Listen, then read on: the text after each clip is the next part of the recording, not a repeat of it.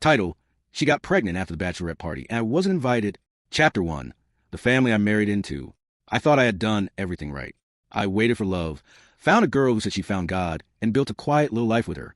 My name's Dave. I'm 27, and for the last few years, I believed I was married to the kind of woman you could count on in a storm. Her name's Rachel, 24, sweet, soft-spoken, raised Catholic, or at least Reformed Catholic. But sometimes what you marry isn't just a person. It's a whole family. Rachel's father, in and out of prison. Her mother, still battling with substance abuse. But it was her older sister Jessica who scared me the most. Jessica was like a walking, talking hurricane of bad decisions. She brought different men around like it was a rotating audition for a prison break. Men who looked at Rachel, my wife, with too much interest, and at me with open hostility. One of them even threatened me once for stealing their woman. I should have drawn a hard line back then, but I didn't.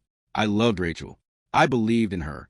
She told me she was different, that she didn't want to end up like her sister, that finding faith saved her. And maybe it had. We got married. We bought a house. Every Friday was movie night. And for 6 months, we were trying to start a family. Trying. But nothing. And then Jessica got engaged. And with that came a bachelorette party. I didn't like the sound of it. Jessica's friends, her energy, the history. But Rachel brushed off my concern. It's just Applebee's and a Latin movie marathon, she told me. Cute. Harmless. She even said she'd be home by morning. I didn't argue. I wanted to trust her. But something about her eyes. They flickered when she lied. I just didn't want to believe it. The next morning, she came home reeking of alcohol, mumbling something about being tired. She didn't remember the movie. She didn't remember dessert.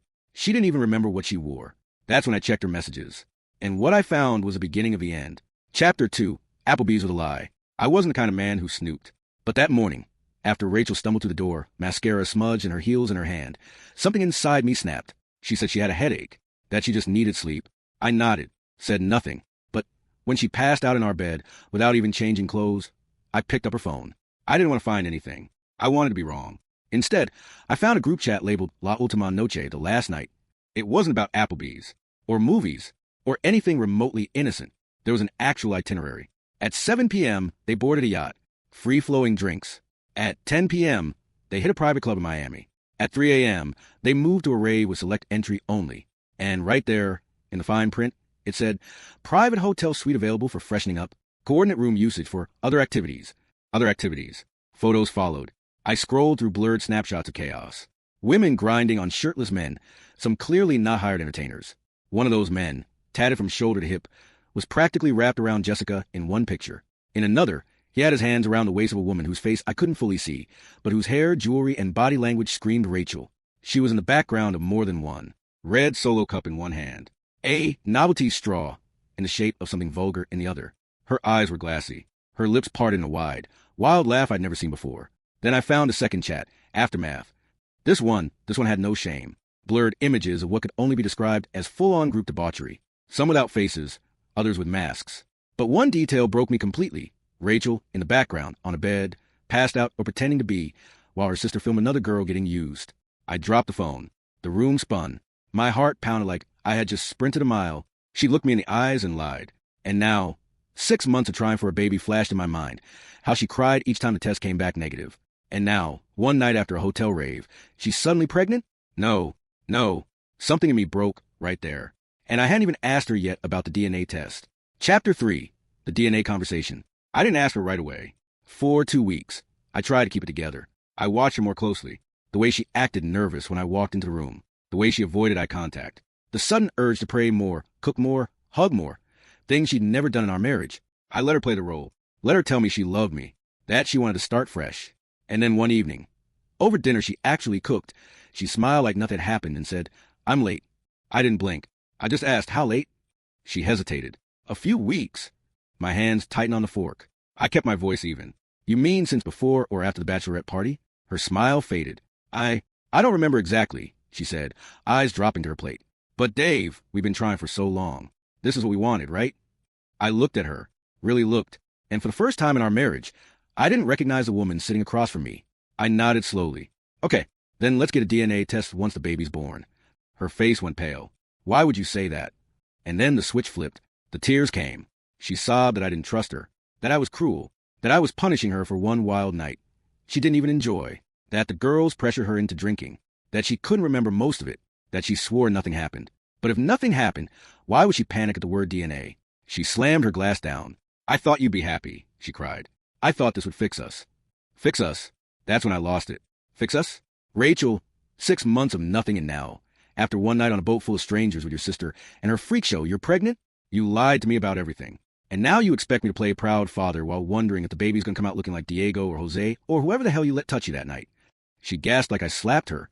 And maybe I did, verbally, but it was done. I saw the truth in her eyes. She wasn't innocent. She just didn't want to admit it. I packed a bag and walked out that night. And the next morning, I met with a lawyer. Chapter 4, the prenup and the exit plan. The air in my parents' guest room was still and sterile. I hadn't slept well in days. The smell of my old football trophies and fading wall posters did nothing to ground me. I was 27, married, and homeless by choice. But I wasn't broken. Not yet. The lawyer I met, Miss Fenley, was sharp, clinical. The first words out of her mouth after I laid everything out were, "Do not speak to her. Do not return. And do not, under any circumstances, acknowledge paternity unless you are proven the biological father." I nodded, jaw tight. We had a prenup. Thank God. Rachel had insisted on keeping her independence, especially financially. It was something I'd admired in her. But now it felt like divine intervention. We'd never combined our accounts. She didn't even have access to my business finances. And she had signed the prenup before marriage, solid, clear, with infidelity clauses and no spousal support. All I had to do was follow through. The house, though, that was a problem. It was in both our names, but we'd barely built equity. Still, my lawyer was already talking buyout, sales, and possible forced liquidation if things went south. I didn't care. I'd live in a van if I had to. I just wanted out. Meanwhile, Rachel texted, called, left voicemails. The first few were soft. Apologies. Desperate promises. Then came the guilt. "You're punishing our baby." Then anger. "How dare you assume the worst of me?" Then bargaining. "I'll take the test. You'll see. Please just come home." I blocked her. And yet, I still wondered, what if that baby was mine? What if 6 months of trying just happened to finally work, and I'm about to abandon my own blood? But each time the doubt crept in, I forced myself to remember the photos. The lies.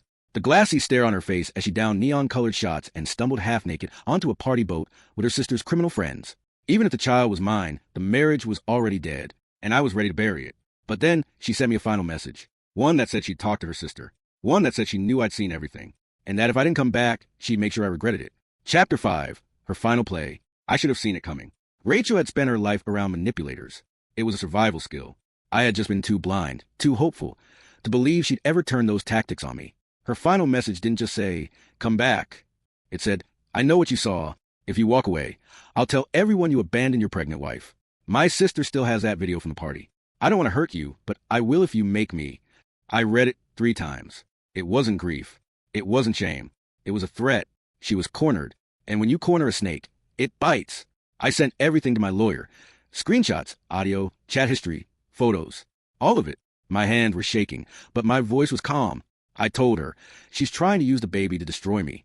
Miss Fenley didn't flinch. "Let her try, but from now on, 0 contact. I'll handle the rest."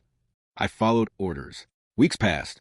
Rachel's number stayed blocked. My parents grew concerned, but I told them just enough to keep their sympathy without igniting their judgment. I wasn't looking for pity. I was looking for an escape. Then came the letter, a formal one, from her new attorney. It said she no longer contested the divorce, that she agreed to forfeit claims to the house, that she would not pursue child support unless proven paternity. The message was clear. She didn't want court to dig too deep. I never got the full truth of what happened that night. Not really. And maybe I never will.